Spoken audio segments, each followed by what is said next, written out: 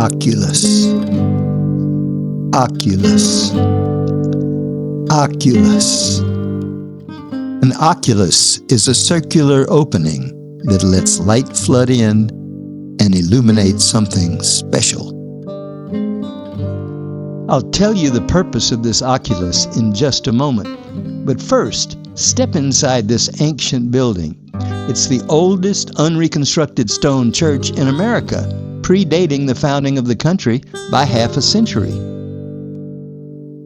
Behind these doors lies the sacristy. It's the sacred room where holy robes, golden chalices, and the Eucharist are guarded, and where elements are prepared for the miracle of transubstantiation.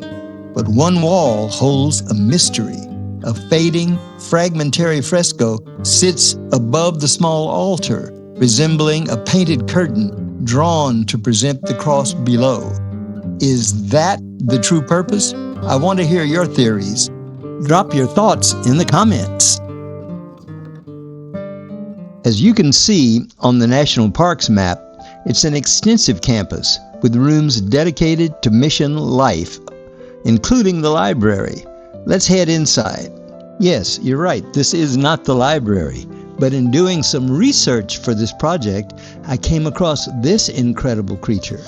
This is Mama Okoyo, an Inca deity painted in the 1850s, and what she has to her right is what caught my eye. Let me show you what's in the library. Mission Concepcion is world famous for housing the best preserved colonial artwork in America. This is one of the better preserved frescoes in the mission. It's astounding in its detail, and if you look at the image on the right, it is so similar in my view. It's totally one inspired by the other, but they are several thousand miles apart in their origin and at least 100 years apart in the creation dates. So I think it's basically a fundamental theme that we're seeing expressed here. But tell me in the comments what you think. How do they compare? Where do you think they come from?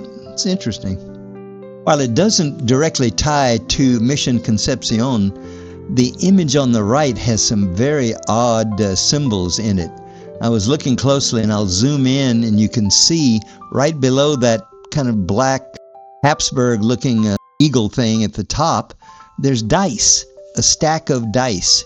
Very peculiar. Very pagan. Is definitely not Christian. Okay, no more tricks. This is the library, and we're going to look at all of the lovely little earth tones that have been drawn on the wall. Blues and yellows. Reds, I assume, are probably plant-based colors, but the entire room was outlined, and they have a little corral to kind of keep us from bumping into the walls and destroying something, because there's still kind of historic bits of fresco painting at knee and hip levels, so they're trying to protect that from the big-footed visitors. I count myself among the foot-size crowd for sure. Now, for some of you who've been going on these little sojourns with me around the world, or around Texas in this case, you know, as we say in South Texas, I've got a little hitch in my get-along. I walk with my head down a lot because of the canes, and I need to watch where I'm putting my feet so I don't step in a hole or something. And what that resulted in this case, is I missed one of the most impressive sights in the library. And here's how. So I got this little piece of equipment designed to improve how videos looked, and thought I'd show some neat stuff with my fancy new gimbal. And what happens is I can't control it. And so while we're in the library, at one point, it decided to flip around and shoot the ceiling. And doggone it, guess what was over my head? The sun. Who knew? Source of light, source of life. And there it is represented in the ceiling. For a long time, I know that people thought of it as the eye of God, but in 1988, some conservators got up there and cleaned it up, and there's two eyes, and they're wearing a mustache. And I'll tell you, mustaches are culturally significant. In colonial Latin America, facial hair was a powerful status symbol. Because indigenous men naturally have little to no facial hair, mestizos cultivated mustaches and beards as a clever way to broadcast their Spanish blood and climb the social ladder, raising themselves up through whatever means they had to get the boot of the Spaniards off their neck enough to have a decent life for family and friend. At the beginning of this video, I promised to tell you why I introduced the word oculus with so much drama. Here's the payoff. The friars who built this church had a massive challenge. How do you teach an ancient, calendar-obsessed, indigenous culture about the miracles of Christianity? The answer was built right into the architecture. They designed the oculus to act as a cosmic clock, whipping theology, astronomy, and the calendar into a single breathtaking moment. On one specific date every year, a precise beam of sunlight pierces through that window to illuminate a sacred spot in the church, turning sunlight into a visible proof of the divine. We think of these ancient stone churches as plain and gray, but the Franciscans who built them were obsessed with light and the religious calendar.